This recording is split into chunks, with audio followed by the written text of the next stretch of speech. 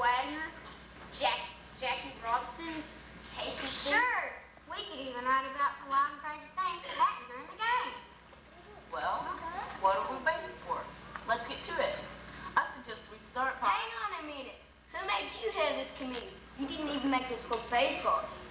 Well, I just thought, since I know a lot about baseball, I thought maybe... You thought maybe what?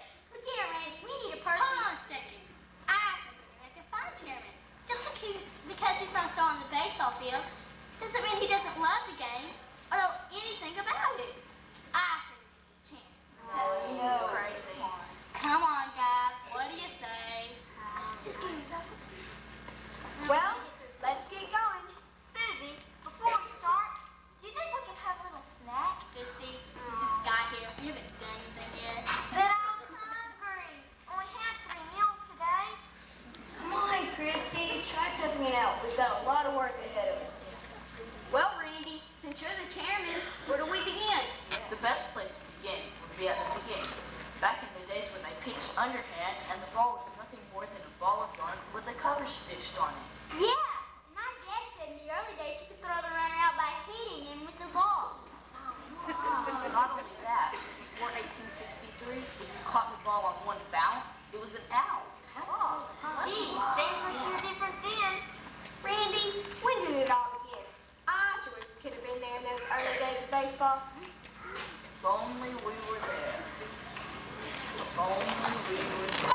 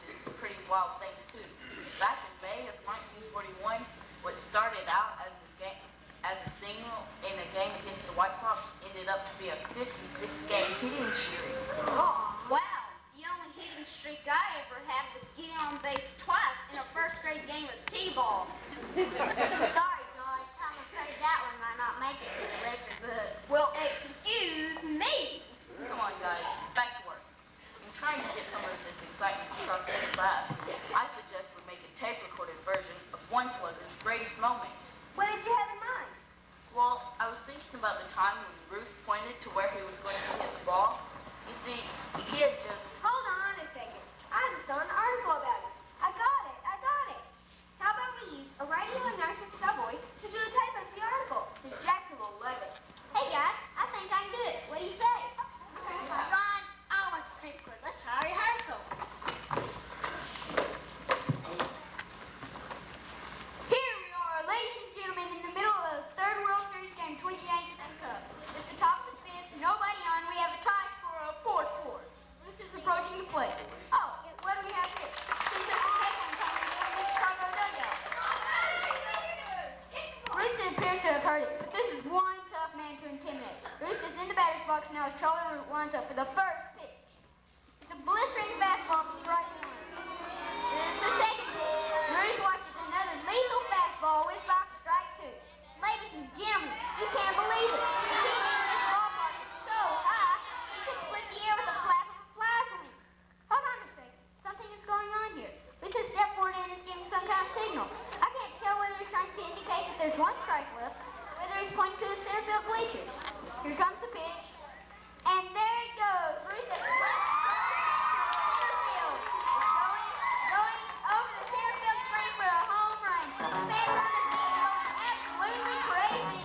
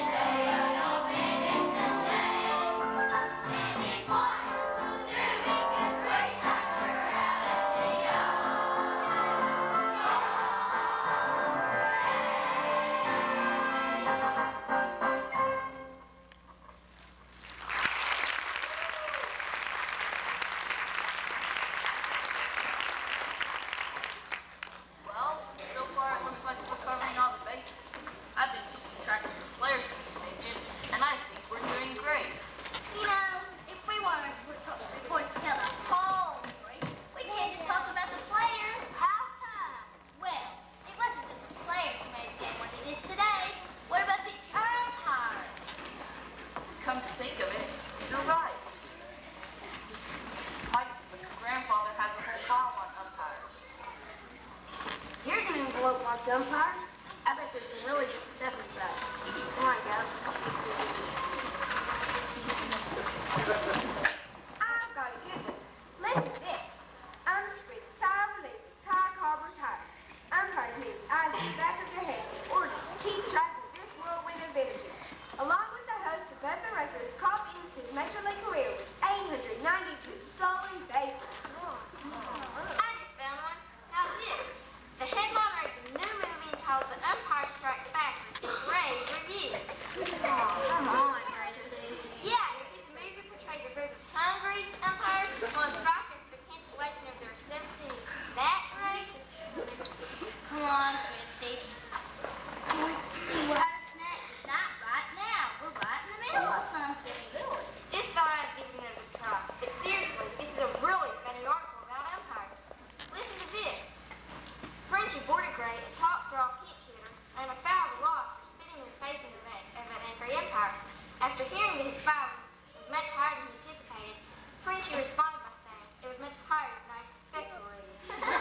Christy, only you could have found that one. Anyway, here's something I think we can use. Give a listen to this.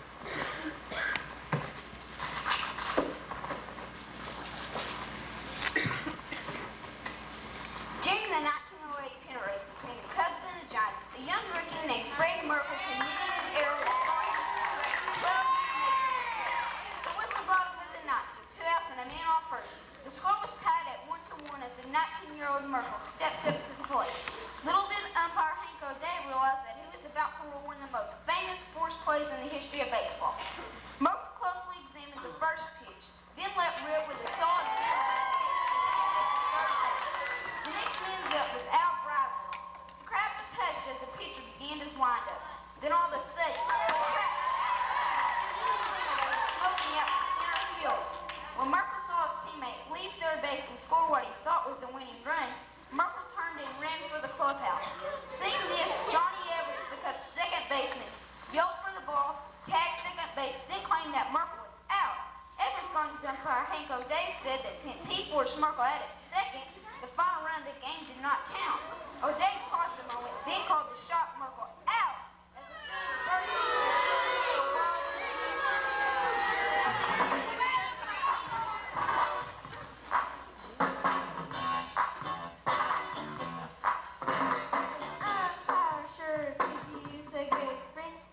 knowing situation from beginning to end. No matter what he says, he's never right. Every decision gets him into a fight. He's out! He's out! He's out! He's out! He's out! Would you all be quiet? No need to cause a riot. I can hear myself think when you shout. Now I'll say it again, like I said it before. In a baseball game, my word is law. An umpire needs to wear a hard hat for when he's chased around the field with a baseball bat. He can spit on and kick that and hit with a ball, all because somebody didn't like his call. He's out! He's out! He's out! He's out! He's out! It doesn't matter what I do, it doesn't matter what I say. They dump on me off in every game they play. Why I choose this profession, I really don't know. You need to wear a suit of armor over all these clothes.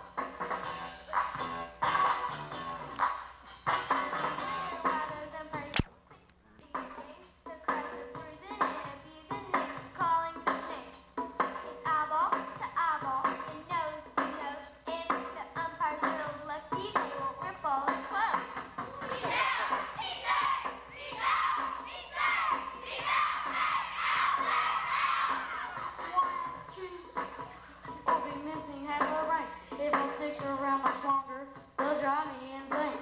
They want an eye for an eye and a tooth for a tooth, but I call them like I see them, and that's the truth.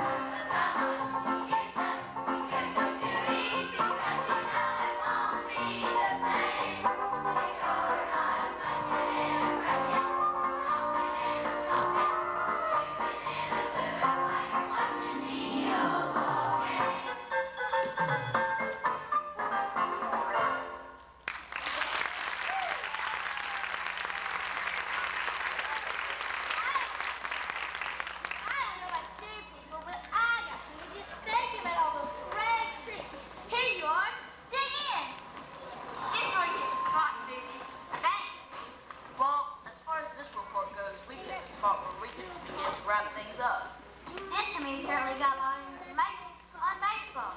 I get dizzy just thinking of all the facts and figures we rounded up. Wait up, Kelly. Did you say dizzy? I don't know, did I? You bet you did. Because you just reminded me that we haven't said anything about pitchers. Hold on a second. Am I missing something? She says she gets dizzy. You say pictures, and somehow we're supposed to understand what you're talking about. Sorry. When Kelly said dizzy, she reminded me of Dizzy Dean. You know who he is. He's the Hall of Fame pitcher who was... I get it, Randy. We didn't include something about pictures. Say, what about Cy Young? That guy was really great. In 21 years of Major League play, he won 508 games. Wow.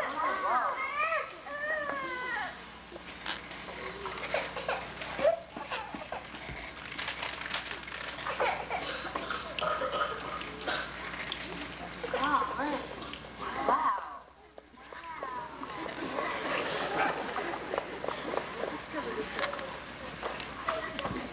Yeah, I just saw an article on Cy Young. This is it. Son of Cy Young. It says proudly wins Cy Young Award. One of baseball's greatest left-handed starters has won the Cy Young Award as the American League's best pitcher. His 1971 season was also topped off by his being voted the league's most valuable player. It was a great year for Vinyl Blue. Let's write it up. What else do we have on it?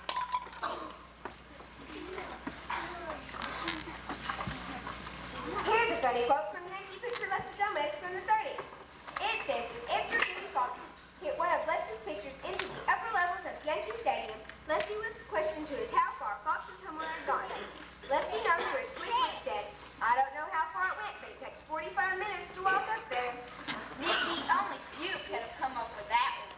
What about Dizzy Dean? Are we going to do anything on him? It's okay with me, but I haven't seen anything on him yet. Here we are. It's a book on Dizzy Dean. The introduction says the powerful right-hander had 150 wins and only 83 losses. Yeah, 1934 was a great year for Dizzy, when his 30-7 record and 195 strikeouts earned him the National League's Most Valuable Player Award. I found something on him that's pretty interesting. It says Dizzy Dean, a member of St. Louis famous Gas House Gang, has been known for a number of zany capers. During one game, Dean made a $1 bet, and he could strike Vince DiMaggio out 4 times. After 3 strikeouts, DiMaggio came to the plate for the 4th time. Something wild happened.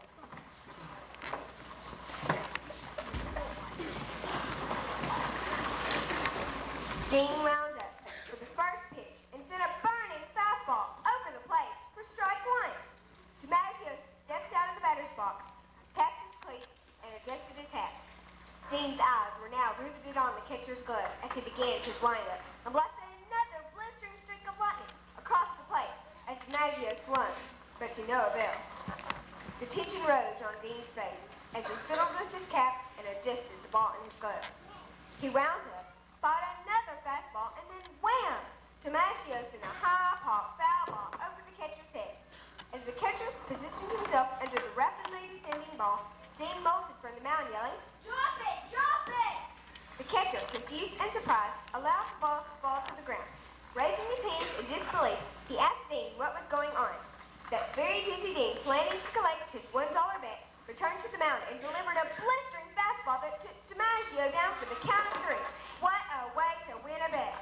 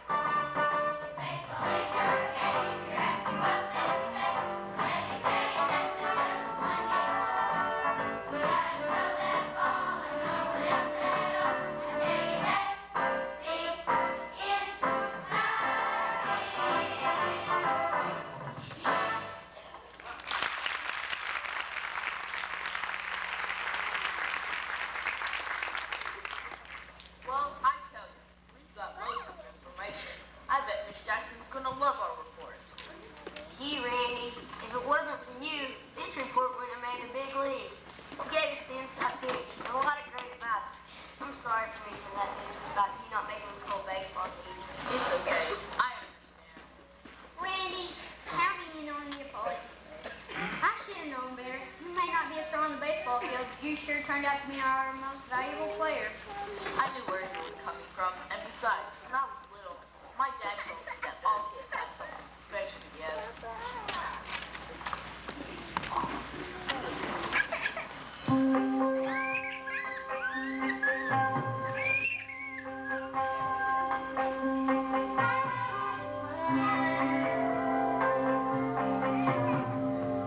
My father said to me, always do your best, just be the best you can be.